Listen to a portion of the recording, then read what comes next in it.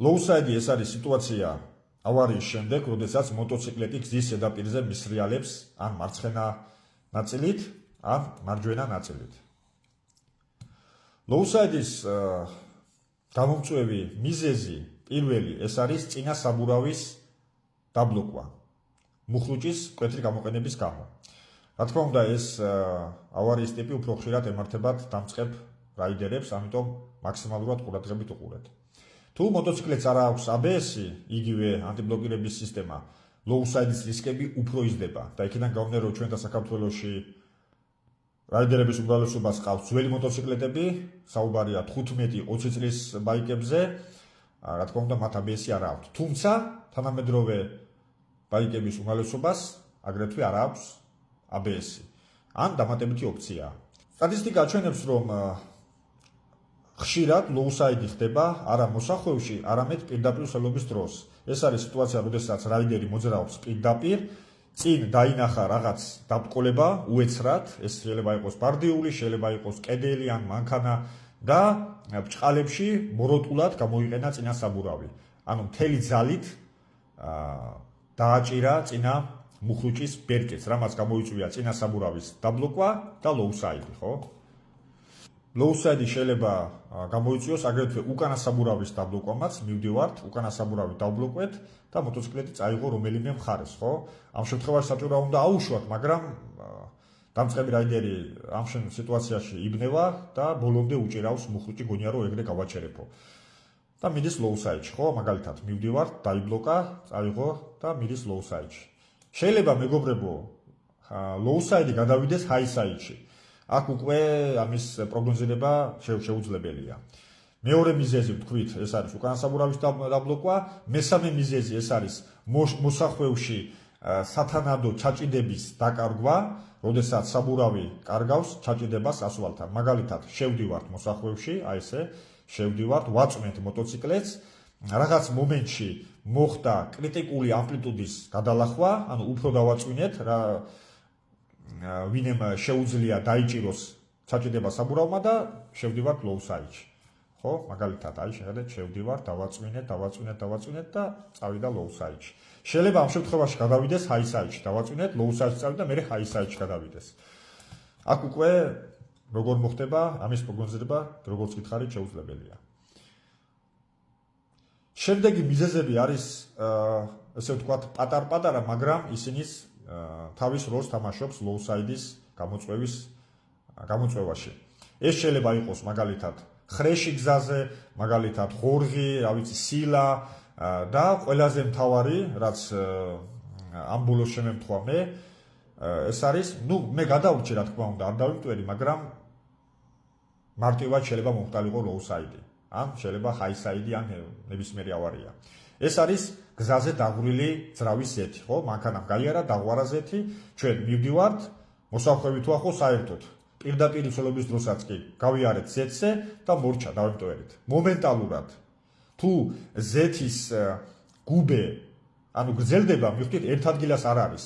მთელ გზაზეა გაგრძელებული, მაშინ მეგობრებო თითქმის 100%-იან შემთხვევაში დავემტოვერით. და ამანაც შეიძლება გამოიწვიოს low-side, high-side ნებისმიერი ავარია. ევიდეთ ზეთს. სამწუხაროდ ზეთის შემჩნევა რთულია, მაგრამ შესაძლებელია მაინც. თუ მოსახვევშია ახლა თავისთავად ვერ შეამჩნევთ, იმიტომ რომ მოსახვევში თქვენ ჯერ ვერ ხედავთ, შედიხართ, დაინახავთ უკვე გვიანია. ახლა მეგობრებო, მოდი ვისაუბროთ თუ როგორ ავარიდოთ თავი low-side-ს. პირველი, რა თქმა უნდა, არ უნდა გამოვიყენოთ ბოროტულად ჭყალებში მკვეთრა წინა მუხლუჭი. თუ ABS-ი არ აქვს მოტოციკლეტს, ხო საერთოდ უნდა სათუთად უნდა გამოვიყენოთ წინა მუხლუჭი. და უნდა დავტვირთოთ წინა ჩანგალი. რას ნიშნავს ეს? როდესაც უახლოვდებით რამე დაბკოლებას, ჯერ უნდა მივცეთ უკანა მუხლუჭი, მოტოციკლეტი ოდნავ წამოდგება წინა საბურავზე, ანუ დააჭერს წინა საბურავს ასფალტზე და მერე უნდა მივცეთ წინა საბურავი. პირდაპირ წინა საბურავის მიცემა გაშლილ ჩანგალზე არ შეიძლება, ანუ წინა საბურავმა უნდა დააჭიროს გზის ასფალტს, რომ მივცეთ წინა მუხლუჭი. თორემ რომ მივდივართ, მეგობრებო, წინა საბურავი, ანუ როცა მკვეთრად ვაძლევთ გაზს, წინა საბურავი თითქმის ჰაერში არის, ხო? ესე მიდის მოტოციკლეტი. ოდნავ ეხება. და როდესაც თქვენ გაზის მიცემიდან მკვეთრად გადახვარ წინასაბურავზე, მაშინვე ლოუსაიდი წავა. ეს დაიმახსოვრეთ. მეორე მიზეზი ეს არის გაუმართავი საბურავი, ხო? ეს არის ძველი საბურავი მაგალითად. ჩვენთან იციან ხოლმე წავა ხელვაჩაურში, იყიდის 80 ლარად საბურავს, რომელიც რეზინის მაგივრად ხეს გავს, დააბამს და მეგობრებო, მე ლოუსაიდი კი არა, თხილამურებით გისრიალიათ და რა ესეთი ბაიკით გივლიათ.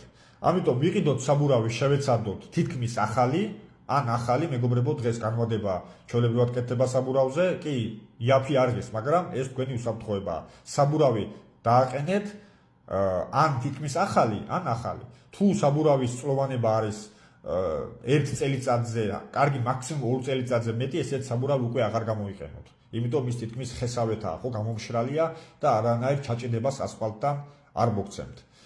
საბურავსაც მივაქციოთ ყურადღება, როგორც უკანას, ასევე წინას. და მეგობრებო, მესამე ეს არის ძალიან საინტერესო უფრო არიდებას კი არა, უფრო აი როდესაც მოხვდებით ლოუსაიდში როგორ გადავრჩეთ. მაგალითად, ნუ ეს არ არის ბაიკი, ეს ხარ თქვენ და მისრიალებთ ბაიკთან ერთად ლოუსაიდის დროს. კარგი ხელთათმანები მეგობრებო, კარგი დამცავებით, იმიტომ რომ როდესაც მისრიალებთ, დიდი შანსია რომ რაიმე შეეჯახოთ. ანუ თქვენ დაიმტვერით, ჯერ ცოცხალი ხართ, მისრიალებთ ბაიკთან ერთად და დაიმტვერით ან შევარდით მანქანის საბურავების ქვეშ. კარგი ხელთათმანების შედეგად შეგიძლიათ თქვენ მეგობრებო 100 ვატს ჩაეჭიდოთ, ანუ ესე და მართოთ თქვენი სხეული, ხო? მაგალითად ამ ხარეს დააწვეთ ასვალს, ცოტა მოუხვიოთ მარცხნივ ან მარჯვნივ, მსგავსი ისტორიები ბევრი ყოფილა, რომ ადამიანი გადარჩა მსგავსი მოქმედებებით. ანუ მისრიალებთ, გიდათ მოუხვიოთ სრიალის დროს მარჯვნივ. მარჯვენა ხერს აჭერთ ასფალტს და თქვენ ცოტას მოუხვიოთ მარჯვნივ. და ასეთი მოქმედებების შედეგად თავს არიდებთ საპირისპირო მოძრაობის ზოლზე გადასვლას. ეს ძალზედ მნიშვნელოვანია. თუმცა ლოუსაიდი ძალიან ბევრჯერ მქონდა ავარია და მე აუცილებლად გადავიღებ ჩემი ყველა ავარიის ანალიზს და გეტყვით როგორ ავარიდოთ და როგორ შეიძლებოდა ამერიდებინა თავი ამ ავარიისთვის.